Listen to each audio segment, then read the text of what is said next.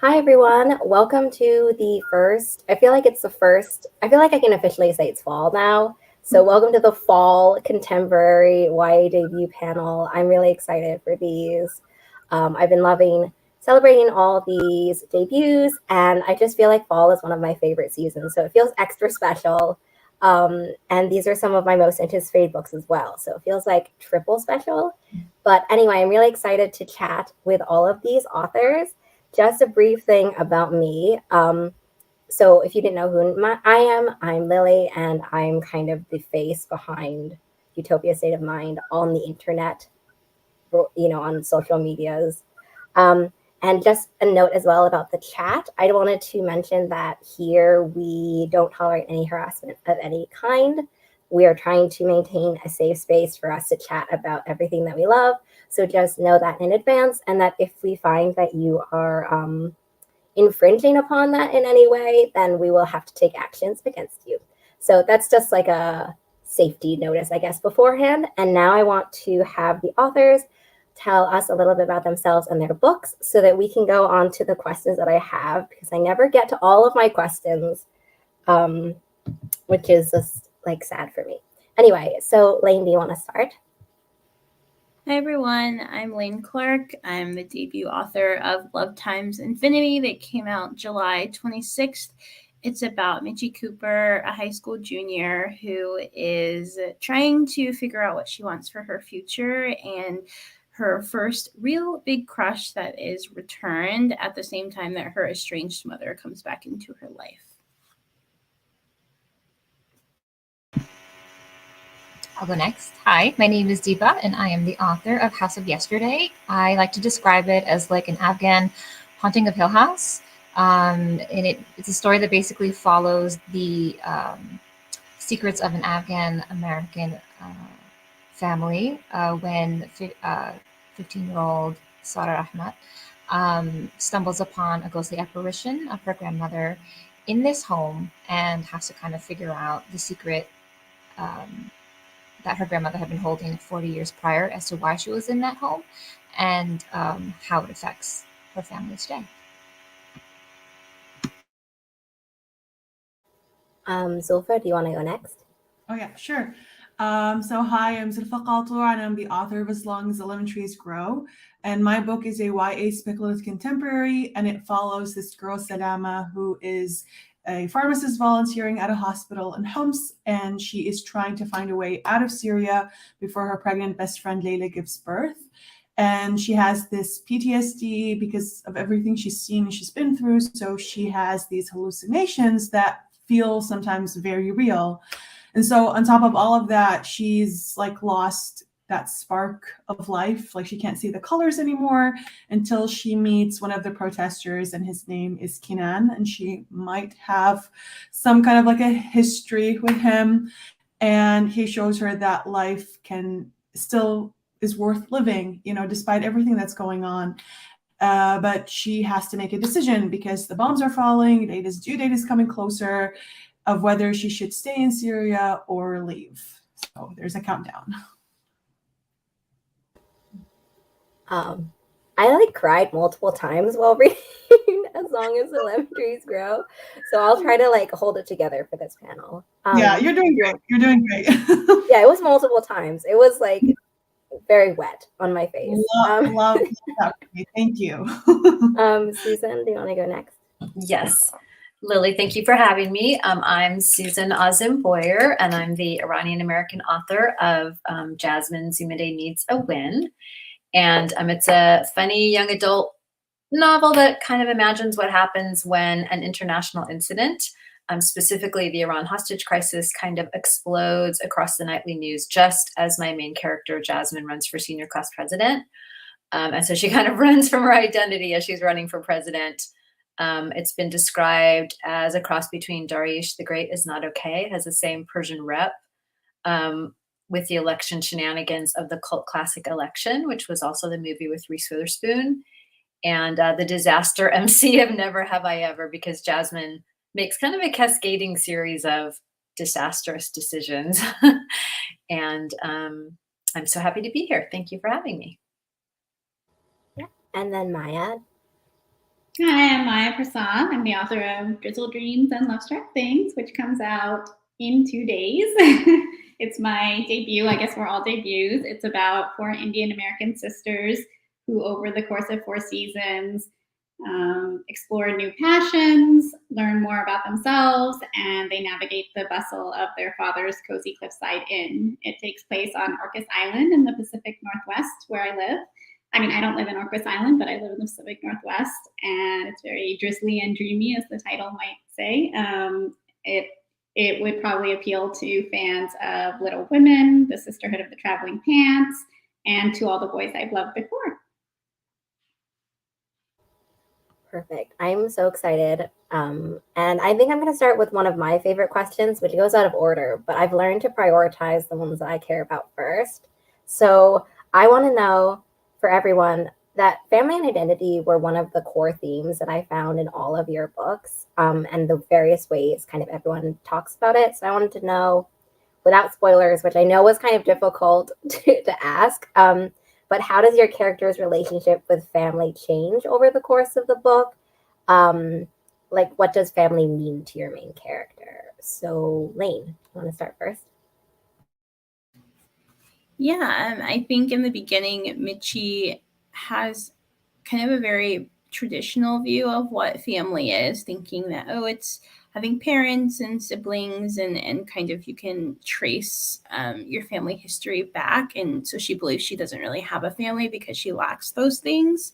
But by the end, she kind of really learns to understand that your family can be whoever you choose for yourself, and that can be your friends, your teachers, your therapist.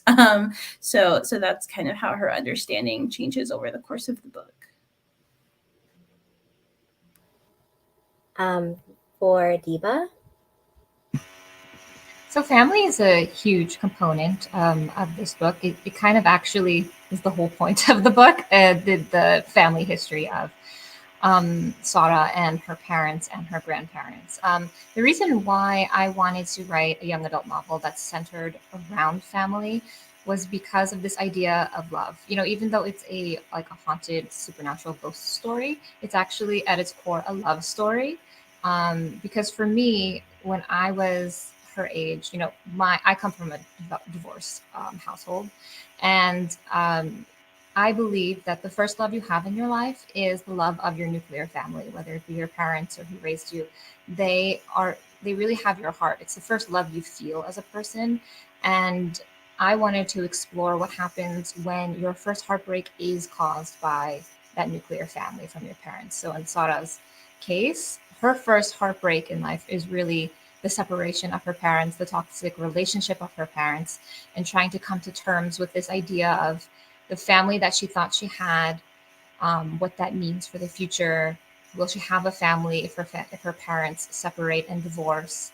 And even if her family situation is bad, because it's all she's ever known, she would rather have a toxic, bad family relationship than not have one at all. And so her relationship with her family, and the reckoning of this love story, is kind of her growth arc, and she has to decide through the course of the novel, you know, what this means for her and what her idea of family is at the end. Zulfa? Well, family is also a very big point in Lemon Trees because the whole point is Sadama trying to get her sister-in-law out of Syria. And with a book like Lemon Trees, it is very difficult to talk about without spoiling anything because literally anything I say can and will be used against me. So I try to be very vague. So this is not a spoiler, but at the beginning, Sadama has lost both of her parents and she has also lost her brother. And so she's trying to hold on to that family of, her childhood when she has to learn that there are new types of family.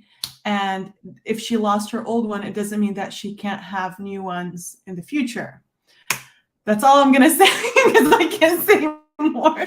It's so difficult, you guys. But all in all, yes, it's about Salama coming to terms with what she lost and what she can gain in terms of family. Yeah. Susan? Yeah, and Jasmine Zumade, her family is very much in turmoil. So she kind of calls herself a half and half, meaning she's half Iranian and half Irish American. And as the story begins, her white, American-born mother and Iranian immigrant father are on the verge of a divorce, and her Ame, meaning Auntie Mina, has come to stay with Jasmine and her brother while their dad is traveling. Even though she's like, "I'm an adult, I don't need a babysitter," but like her brother Ali speaks Farsi with her aunt. She doesn't. She's just somewhat disconnected from her family and heritage at the beginning. And then this run for senior class president, deepens the separation. Ali is an outspoken advocate of Iran and thinks that, everybody doesn't understand what's really happening. And so Jasmine's arc as a character is to forge this deeper connection to her Iranian identity, and that is going to bring her closer to her family. But it's not easy. Like it's a lot of trials and tribulations as all of that unfolds. And Maya?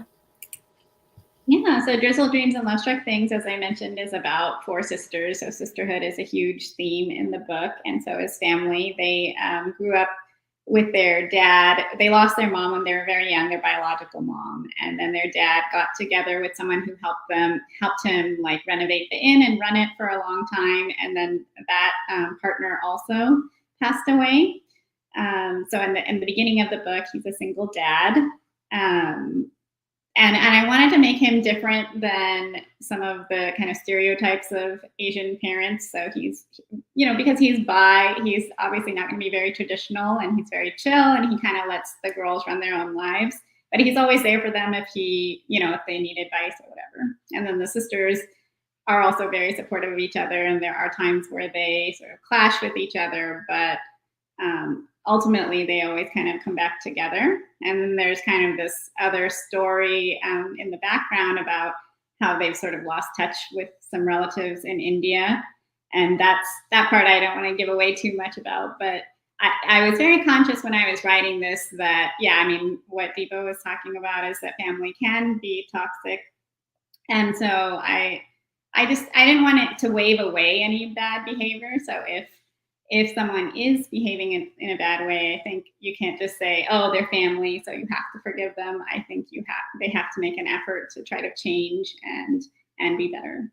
So that was kind of an important theme for me.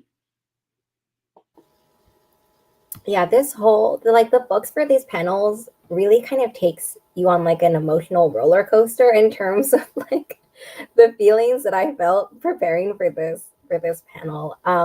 Also, I can't remember if I did say it, but if you do have any questions, please drop them in the chat and I will remember to get back to them.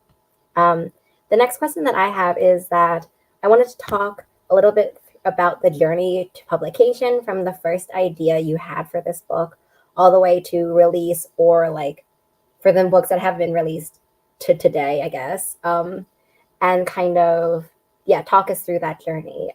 So do you want to start, Deepa? Okay, I'm first. And I realize I'm like looking like more of a ghost as time is going because the sun is just coming on me. It's not intentional, but I guess it's on theme. I don't know. So my publication journey for this, we'll just go with this one because this was actually not the first book that I had written, and this wasn't the first book that went on submission. The first book that I wrote kind of like failed horribly, failed horribly. And then the second book that I wrote got me my agent, and then that one failed, not horribly, but failed pretty bad on submission. And so this was like, I would say, since getting my agent, around 3 years into the process, and I was really burnt out on that first book. And it was like the book that I had worked on for so long and revised so much that I just kind of lost the joy in writing and kind of just felt stuck.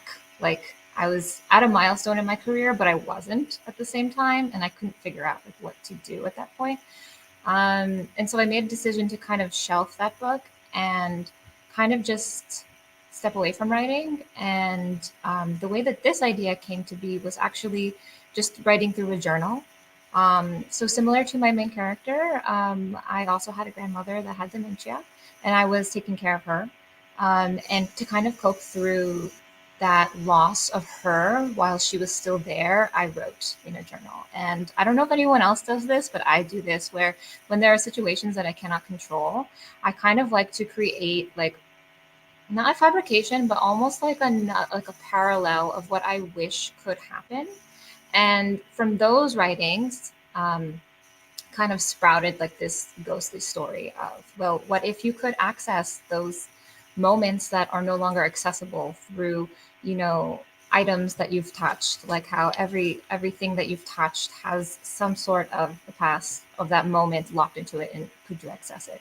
And that's kind of where I fell back in love with writing. And it wasn't until I kind of had, you know, a pretty good chunk that I sent to my agent, and I was like, I think I have a story here. And from there, that's when my agent gave me the green light, like, yes, this is great, keep writing it. So I did. And that is essentially how it came to be. It went on a round of submission. It failed, of course, because that's what happens. But I got some really good feedback because there was still the heart of the book that was missing, that editors were kind of not connecting with. And so really digging down deep and revising it, and then sending it again on a second round submission is when it finally sold. And when I connected with my editor, Trisha, who is a godsend, like when I had the call with her, it was like, yes, like she got my book from like the very first page. And it was so refreshing because it felt like getting all those no's before felt like I'd never find an editor that would kind of get me in this creepy little sad hopeful story. But she did. And I will let you know how publication feels, since it's not here yet, but I'm sure it'll be overwhelming, but in a really nice way. Zulfa, do you want to go next? So yeah, my journey to publication has been so long because I didn't know how to publish a book. I literally Googled how to publish a book. And then on WikiHow, it was like 1, write a book, 2, find an agent. But there's so many steps between 1 and 2 that WikiHow doesn't tell you about. And I wasn't on Twitter. I wasn't anywhere. Like I just moved to Switzerland, and I didn't know anyone. I didn't know anything.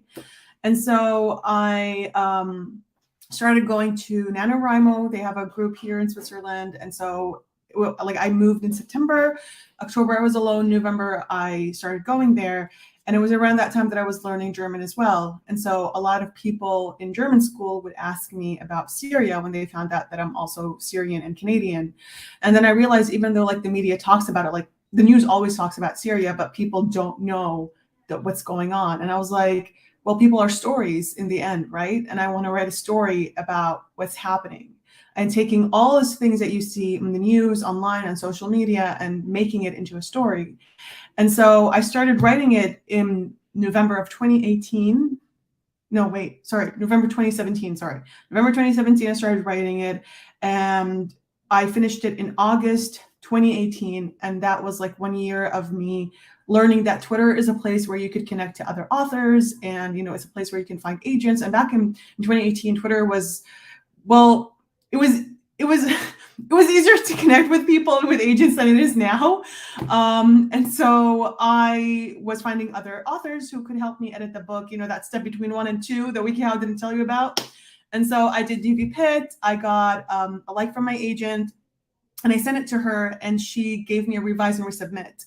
And so I had the blueprint, but I didn't know how to make it better. And I applied to Author Mentor Match, and I got accepted in March. And I worked on it with my mentor, Joan F. Smith, for 6 months. And then in August 2019, I sent it to my agent, Allie, and she signed me within 2 weeks, which was amazing. She was the only agent offer. And I was so happy because I'm very bad with decisions. Like if I have multiple stuff, I won't be able, all of us are like that. So I was very happy that I only had one offer, and it was the best offer. Like it was so clear that it was only going to be her. And so we worked on it for a year and a half. I rewrote it 3 times within that period. And like the first time I rewrote it in 4 months, second time 2 months, and then the last time I rewrote it in 1 month. And then in February of 2021, we went on sub and we sold it to Little Brown in Preempt, and then the following month to Bloomsbury, and then the foreign rights.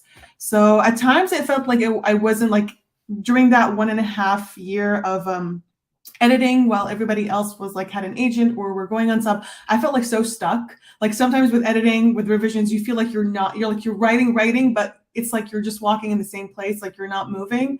But thankfully everything paid off. Like I always say, revisions and rewriting always helps your book so much. And it's been like a crazy year because I sold to like 18 foreign rights, which is amazing. And yeah, it came out last month. And then I've been traveling all over for it as well within Europe, which has been also amazing to meet so many readers, because I don't get the chance to meet a lot of readers in Switzerland. Like there's not like a very big book community or author writer community like it is in the US or in London. And so traveling to meet them has been so rewarding. It's like made all of that so like worth it, all that time. And I'm like, it's not gonna work. It made it worth it in the end. So yeah, now I'm here. Susan? Yeah, well, I make the joke that if making a breakthrough as a writer is a marathon, I kind of got through the ticker tape at mile 46. I'm like the inspiration to never give up. So believe it or not, the nucleus of this book was the first novel I ever wrote and submitted by snail mail to St. Martin's Press like 20 years ago. And mercifully, it was rejected. It was like the very quintessential kind of coming of age, this is a slice of life of my childhood, nothing really special about it. And then years later, I studied screenwriting at UCLA and I added the election element and turned it into a script.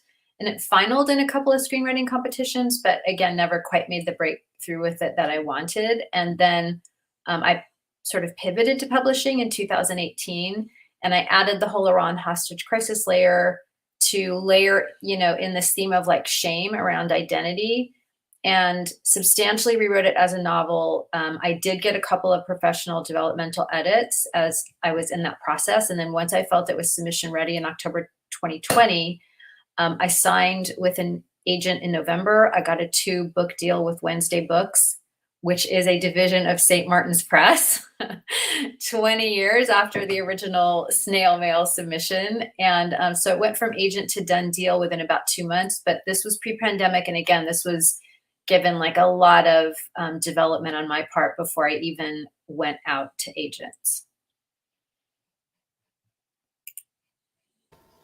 Elaine?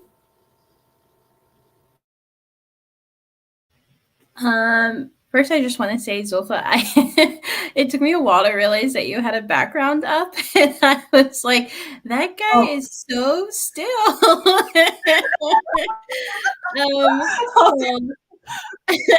I was listening to everyone, but I was like, she's like, who's behind you? And she's like, I was like, he has not moved at all. Anyway, good boyfriend. He just sits there listening to I talk.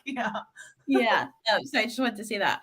But my publishing journey was actually really fast. I started writing Love Times Infinity in July of 2019, and I finished the first draft that same month.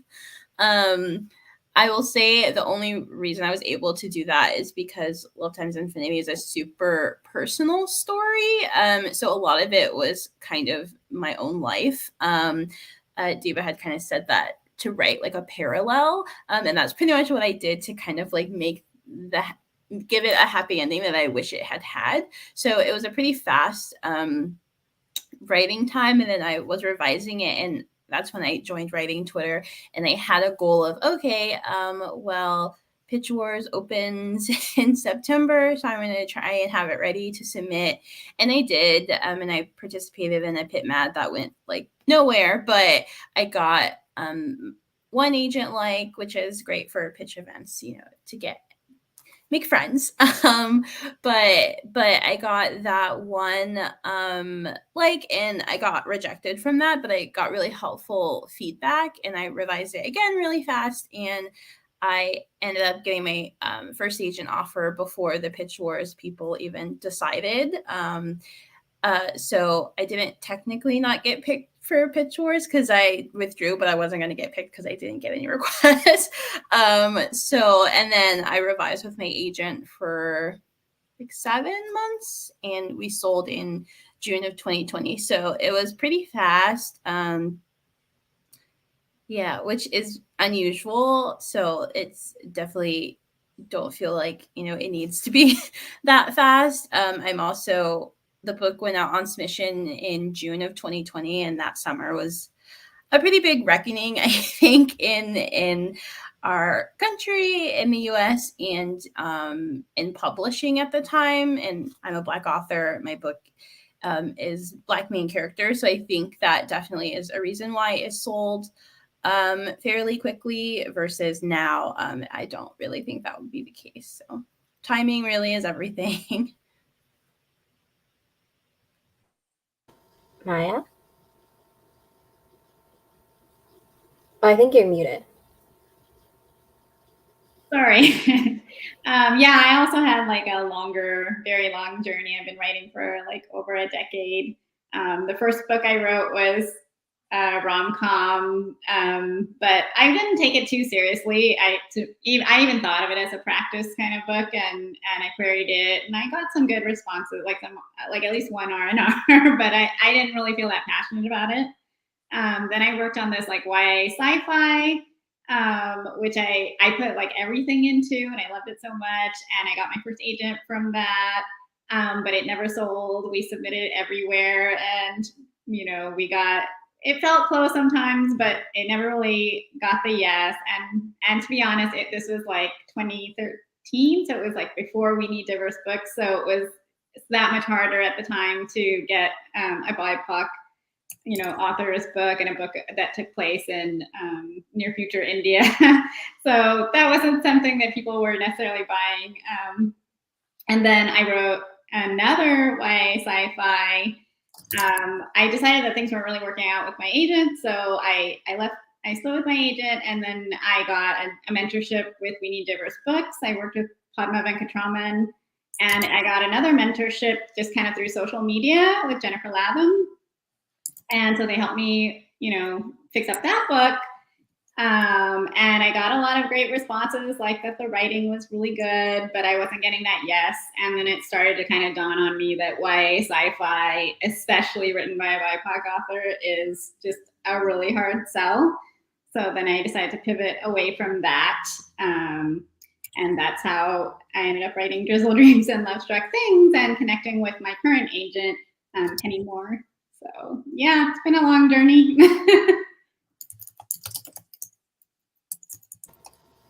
I feel like I personally am ready for your YA sci-fi.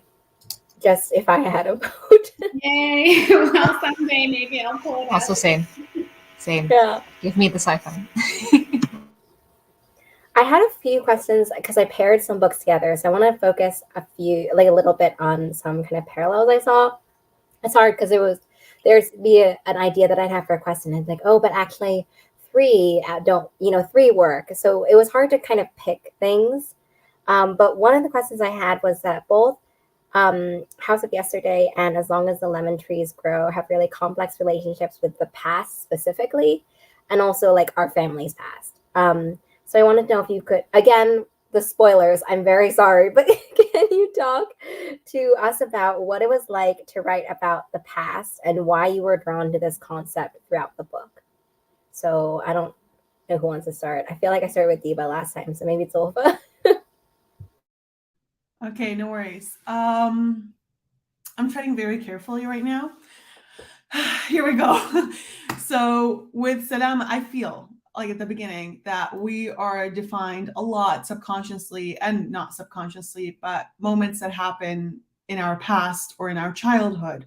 Like it just seeps into your actions, into your thoughts without you knowing it. And so Salama has made some mistakes, I want to say, or she feels she made these mistakes that she feels define her. And so she's trying to make up for them. Like, for example, not a spoiler, but like her mom is dead by the beginning of the book. And so she feels this protectiveness towards her sister-in-law, Layla, that she wants her to survive, kind of like making up for what her mother went, like her mother's death, and also for her brother's imprisonment. Not a spoiler, don't worry.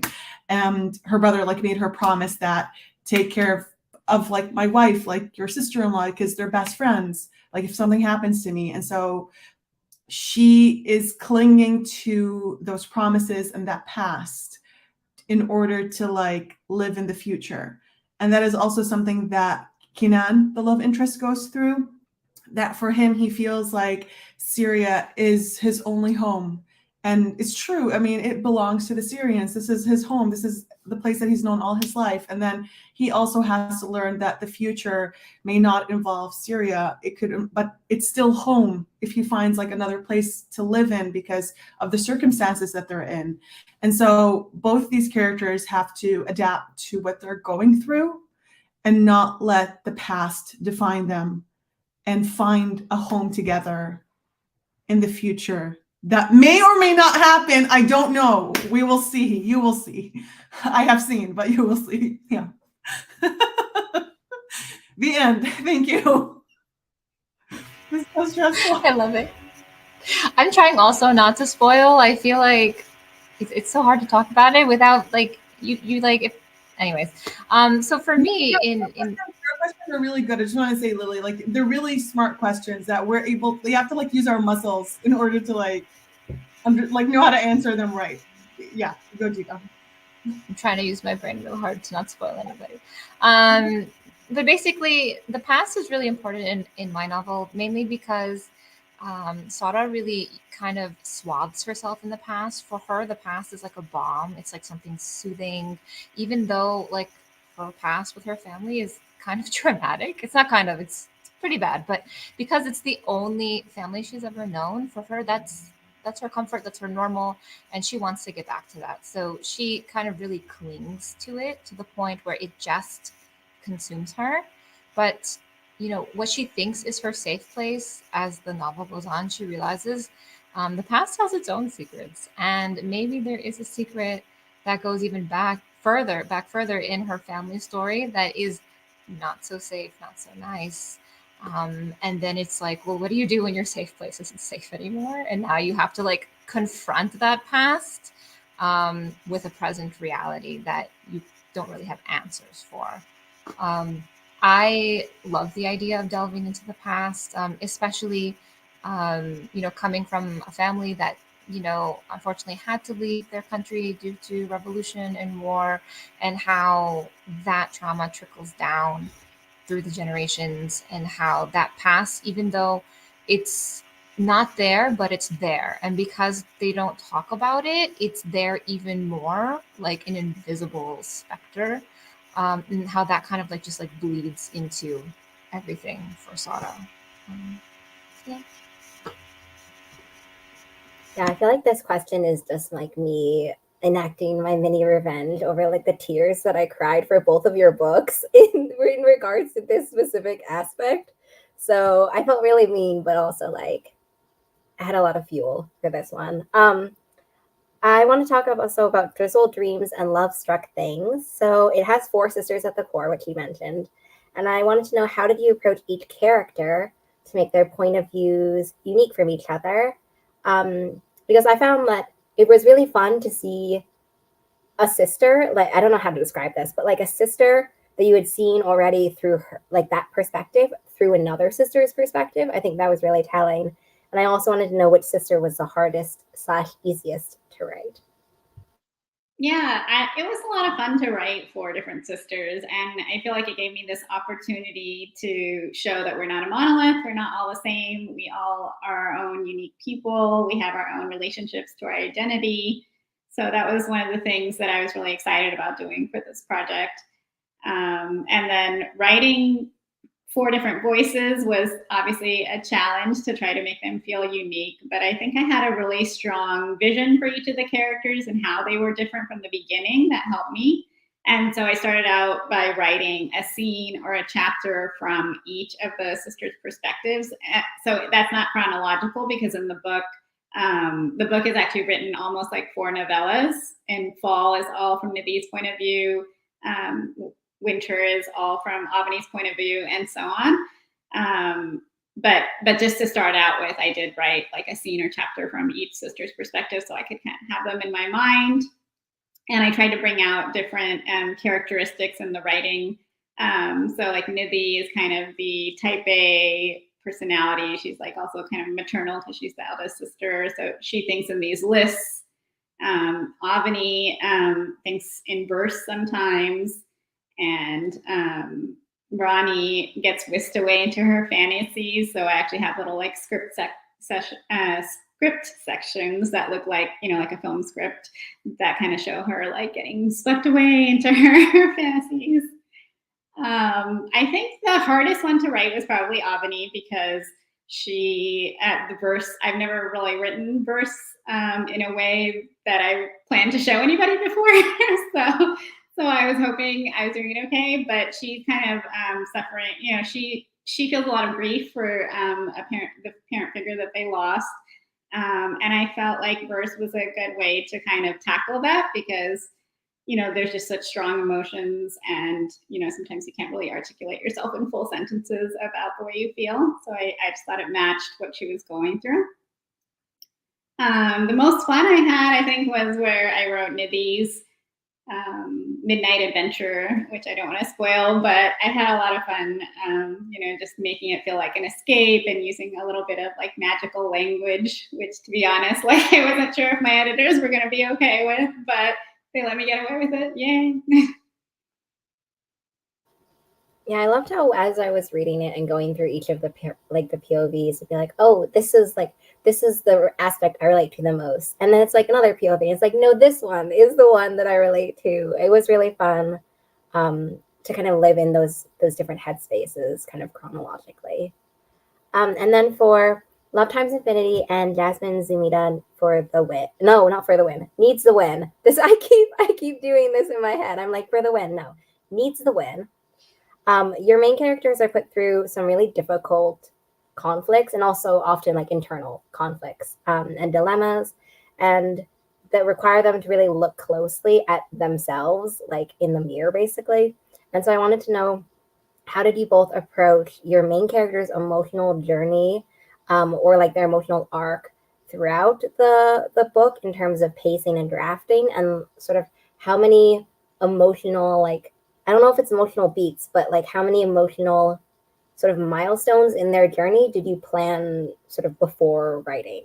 So do you want to start, Susan? Sure. So, okay. So Jasmine's like her main arc as a character, she is driven from a plot standpoint to win the election for class president because her admission to NYU hinges on it. She kind of tells a little white lie at the beginning of the book on her college application. She says she's already president-elect because there's this new thing in 1979 called early admission. And her opponent is also vying for this spot at NYU in their journalism department. So she thinks it's fine that she told this little white lie. The election's going to be a cinch. Her opponent is he's running on a platform of reinstating the dress code and the Pledge of Allegiance. So, I mean, come on. But then the hostage crisis, turns everything upside down. It would be kind of like, is she a Muslim running for class president after 9/11? There's just all of this like free-floating hysteria, and her opponent stirs up a bunch of anti-Iranian hysteria at school. So she engages, and she thinks she has to, in all these election shenanigans with the help of her two kind of devious campaign consultants. And she makes just a ton of wrong decisions, but she thinks they're for the right reasons. And so it's very fun to concoct all these like elaborate defenses in her head for her bad behavior. But she keeps saying, from like a character journey, she keeps saying, I'm not like this. Like, as soon as the election is over, I'll go back to being me. I'm honest. I'm a good friend. But she sort of begins to make this terrible realization that she is like this. This is who, she's become, which is somebody who would lie and betray her identity, because she's so driven to win. So I knew emotionally that the main arc for Jasmine is to go from being ashamed of her Iranian heritage to being proud of it. And from kind of a technique standpoint, I'm somewhere between a plotter and a pantser. Since I do come from the world of screenwriting, I still think in terms of like inciting incidents and act breaks. And there's like a very influential book in the world of screenwriting called Story by Bob McKee. And he talks about the principle of reversal, which is that like from, beginning to middle and end, there should be major reversals in the plot. And then in the, what we might think of like the first third of the book, there should be reversals. She's winning, she's losing, she's about to tell the truth and come clean, and then she doesn't. And so I just kept making everything a series of reversals until it just all comes crashing down. And we get to that all is lost moment. So it was a lot of fun to write. I hope it's fun to read. I tried to make it, and I have to say, I just listened to the audiobook and it's fabulous. Lana Jaffe is amazing performance. So I hope if anybody hasn't read it and you love audiobooks, that would be a great way to read it.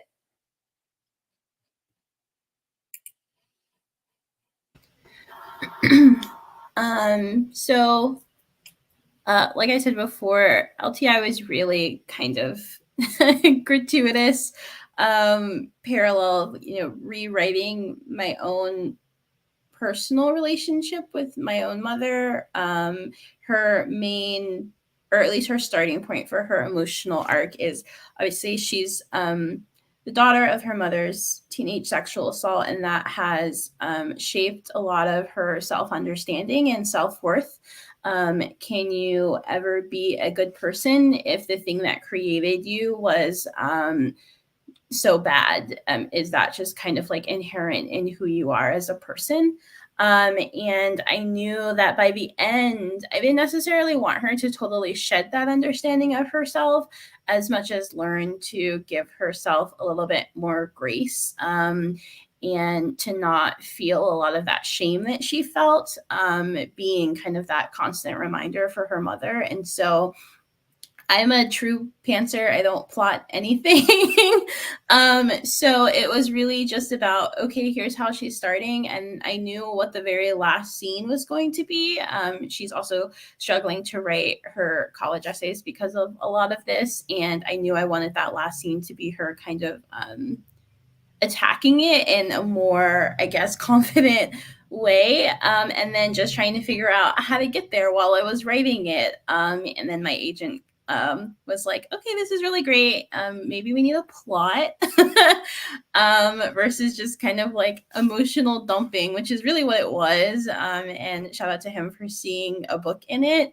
But yeah, so I didn't really plot it as much as I just kind of moved through like what I felt in that time period when I was a junior in high school, and a lot of these questions are being asked of you, who are you? What value do you bring when you don't think that you have any? And just working through that, and then throwing in romance because why not? But yeah, so Sally, I feel like I never have good craft responses because I'm like, oh no, I just start writing and then a book happens after my editor and my agent like beat the heck out of it. But yeah, that was the emotional journey for it. We have so many good questions that have been filtering in. So I guess if you have more questions, you can still leave them in the chat. But we have a lot of them. So I want to start with some of the ones. I really love this question. It said, what was the toughest advice you got during this journey? And tough as in you didn't want it to be a good advice, but it actually was good advice. Rewriting was the toughest thing. I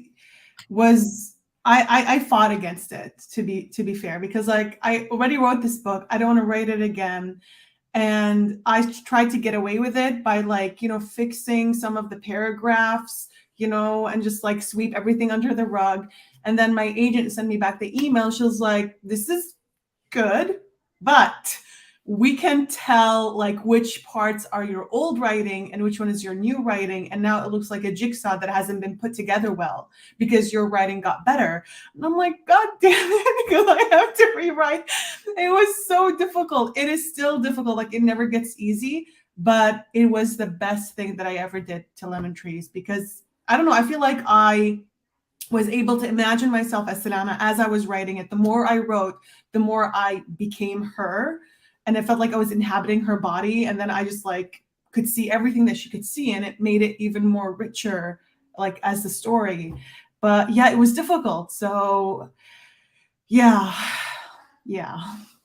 Zulfa, I relate to that. I think for all of us, getting a significant critique that we know is going to entail, substantial structural revision, it's so disheartening.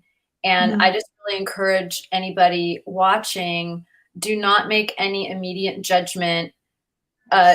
As best you can, when you're going into a critique situation, stand for hearing what's best for the book. Try to detach your ego. It's going to sting, right? And for me, a lot of times when these issues are surfaced, I know it immediately resonates as true. Yes, I know that the entire second half of the second act is sagging. And that was probably the biggest note I got on Jasmine Zumide when it was in script form. And, when I turned it into a book, I mean, that's an entire fourth of the book that needed to be substantially revised. Really, none of those scenes would work because I had to make the election later in the story. As soon as the election happens, like the narrative momentum is kind of punctured. So again, I just really encourage everybody, when you're getting a critique from a peer group, from critique partners, from beta readers, from friends, from your agent, from your editor eventually, just detach and again, stand for what's best for the book, give it a couple days, and whatever. I think one other thing I will say is, if you can develop the skill of reading the note between the note, meaning beneath the note, meaning what a lot of people do is they will lead with their suggestion for fixing what they think is the problem. And oftentimes that's what we like get all prickly about, is like, how dare you tell me how to rewrite my book? But if you can get to like the note beneath the note of like, oh, what they're actually saying is, this relationship is not deep enough, or we're not really getting emotional access to Jasmine as a character. Okay, I will come up with a solution that feels comfortable with me. But again, I think we all relate to how difficult it is to receive especially significant criticism of our work. I feel like I have to like piggyback onto this. I think the best advice I got was like, let's reimagine this. And I'm like, why? Like, let's not reimagine this. But it was the best thing I could have done for this book. Before it went on submission, I don't, this is going to sound strange for considering my day job, but like, I don't plot. I just free write. So there is no plot, just feelings and vibes. And when I was writing this, which I think like should be enough sometimes, but when I was writing this and my agent was looking at it, she's like, this is really good, but like, what is this? And I'm like, I don't know. It's feelings. That's all it is. Like, it's just angst. And she was like, the writing is lovely, but how about we write a synopsis and reimagine like this whole mystery all together? Because I had so many different threads. There were so many different things. There were other characters like in the book and other mysteries in there. And she was like, it's getting so diluted. I don't even know what the core of it is. And I'm just like, you're asking me to redo it. Like, you're asking me to redo the whole idea. And she's like, yeah, I am. So I did it. I ended up writing a synopsis, like maybe like 4 different times, just different synopses, because it just wasn't working. And each time I hated it. And each time I was like, is this the one? And she's like, no, it's not the one. And so that was painful, because like you think like, your story best. But I think in my case, because the book is so personal, which for anyone out there who's looking to write something that's very personal to them, this is the first and last time I will ever do this, because it is so hard to revise something that is so personal.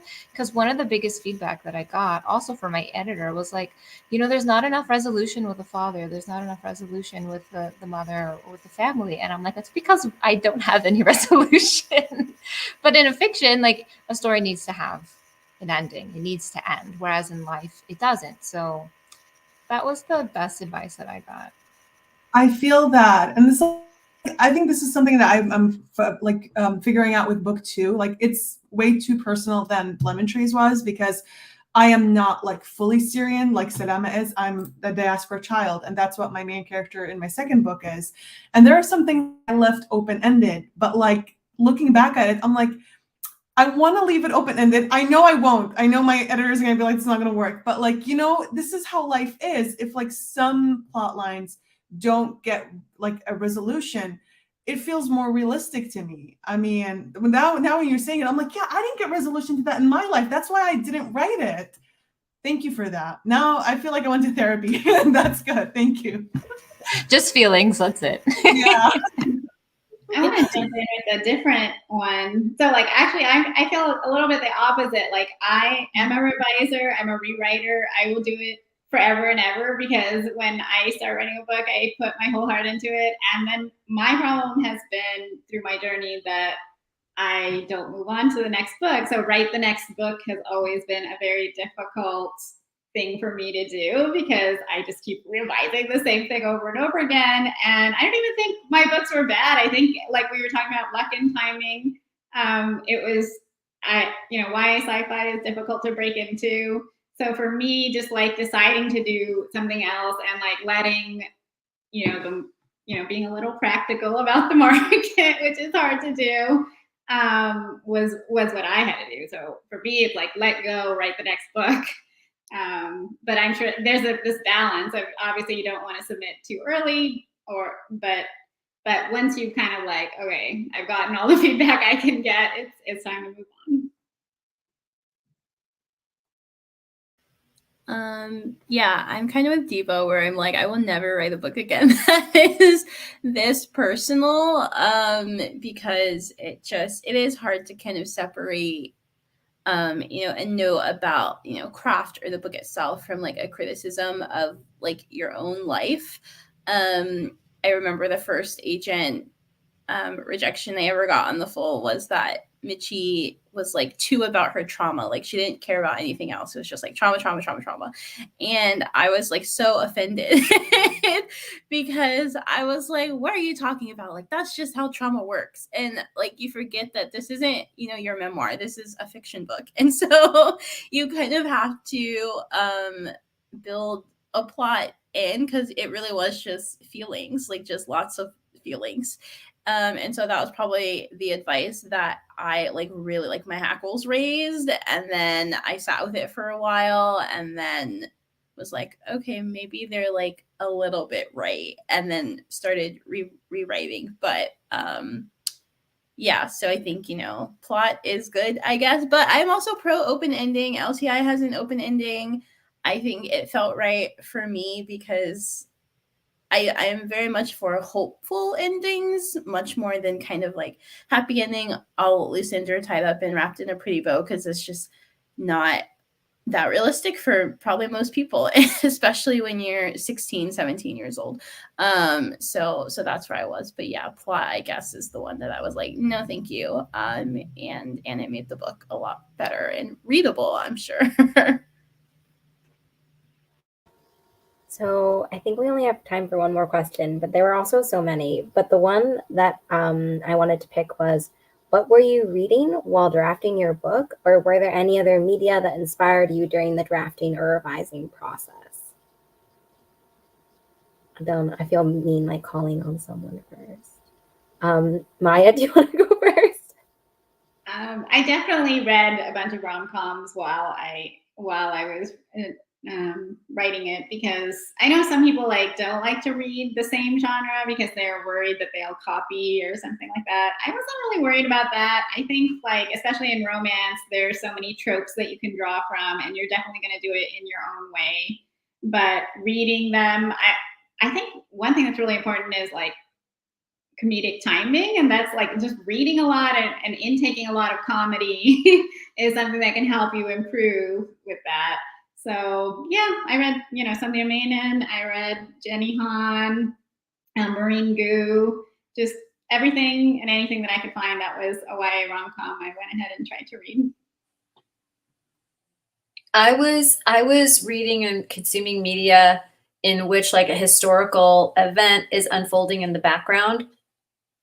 So I was really inspired by Christina Hammonds Reed's The Black Kids, in which the Los Angeles uprising after the Rodney King verdict, which was a Black man was severely beaten by white Los Angeles police officers, but they were all acquitted.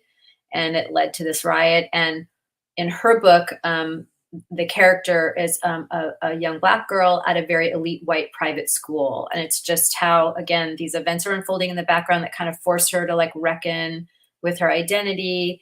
And then for like the comedy, I don't know if anybody is familiar with the Netflix series Dairy Girls. I love it. It's so funny. And it's an Irish series it's like set in the 90s, and they're all growing up. Again, there was all this turmoil in Ireland back in the 90s. It was like the Catholics versus the Protestants and the Irish versus the British. And so they're just like, bombs and road checks and explosions and all this stuff. But in the foreground, they're just in high school, just being kind of ridiculous. And the tone is lightly satirical. So that was very inspirational to me. But I don't like to read in, except for those two books, because I think they so closely paralleled. But otherwise, I'd rather read like romance or something that's not really directly what I'm writing, because I feel like, oh, is it influencing me? I gotta have my own idea. I don't really remember what I was reading. I was probably reading everything because that's pretty much what I do. I don't have like a particular genre or anything, but I was watching, I think I write a lot closer to kind of movie pacing or like TV season pacing. And so I was rewatching One Tree Hill. I think like if you described it, it would be like a combination of like if you smash like One Tree Hill and The Nanny together, that would kind of be what you're working with.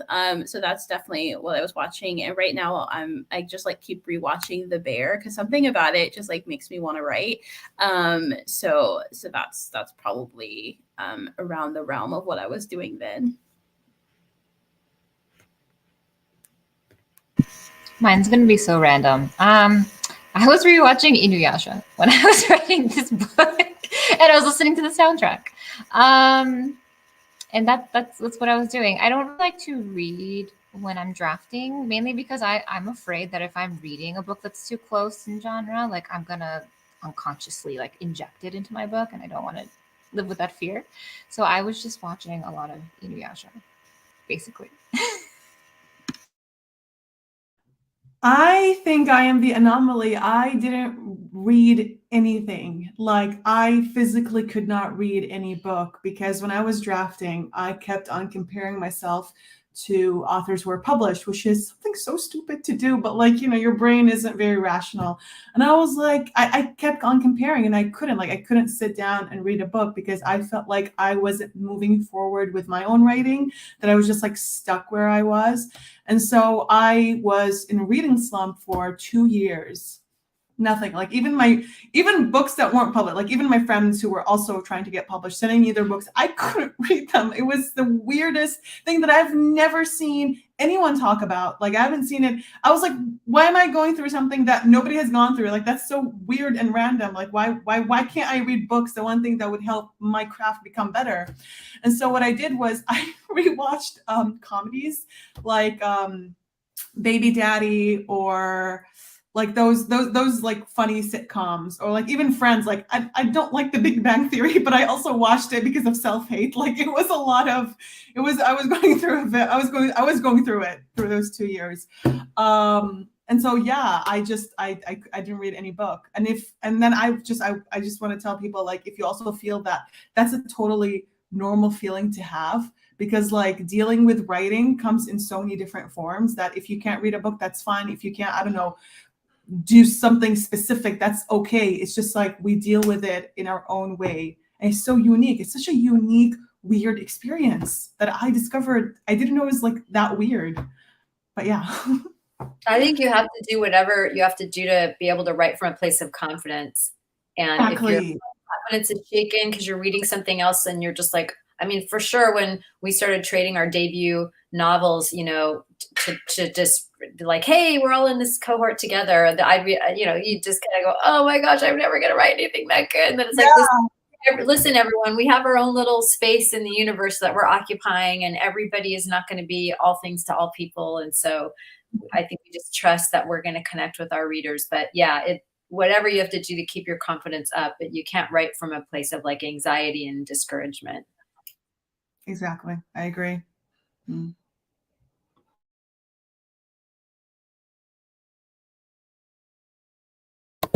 I couldn't unmute myself there. Thank you everyone for chatting. I dropped the giveaway link as well in the description, not in the description box, in the comments, but I will put it in the description box as well, under this video in the future. And I'm really sorry we didn't get to all the questions. There were a lot of really fantastic questions that I will probably have to take note of for future panels. And thank you all for the authors. I've left the bookshop.org, I think that's bookshop.org, links for everyone's books down below so that you can go pre-order and pick them up wherever you are. And yeah, thank you to the authors for joining me and chatting about these amazing books. Thank you to the chat for your bountiful questions and for your interacting with us. And I hope everyone has a really great rest of your waking hours today, like the rest of your time before you go to sleep today, if that makes any sense. And thank you, Lily, for organizing. Yeah, thank you, Lily, for organizing. All right, Yes, bye, thank you so everybody. Thank you. Bye.